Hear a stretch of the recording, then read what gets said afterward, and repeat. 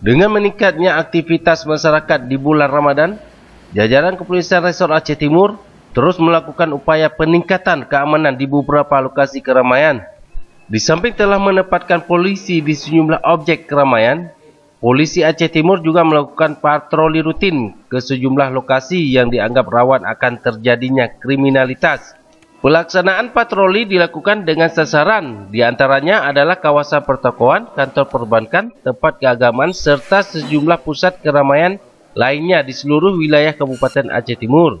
Kepala Kepolisian Resort Aceh Timur, AKBP Rudi Puryanto SIKM HUM, mengatakan patroli dan pengamanan dilaksanakan oleh personil Polres Aceh Timur ini merupakan kegiatan rutin setiap masuknya bulan suci Ramadan. Untuk wilayah Aceh Timur ini relatif aman, tidak ada peristiwa yang sangat menonjol, namun kita tidak bisa underestimate. Jadi upaya Polres Aceh Timur ya, dalam rangka mengantisipasi gangguan Kamtibmas di bulan Ramadan sampai nanti Hari Raya Idul Fitri, kita sudah melakukan langkah-langkah. Yang pertama, untuk di wilayah Aceh Timur ini ada budaya buka pasar sore itu, buka puasa. Nah, itu kita lakukan pengamanan. Kemudian titik awal lagi yang kita lakukan pengamanan adalah pada saat masyarakat melaksanakan sholat tarawih.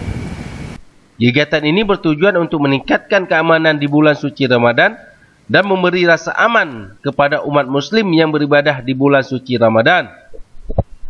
Dia juga berharap agar semua kalangan bisa menjaga keamanan, seksama untuk terjaganya keutuhan NKRI dan jauhnya angka kriminalitas. Dari Aceh Timur, Said Maulana, Pelita On TV melaporkan.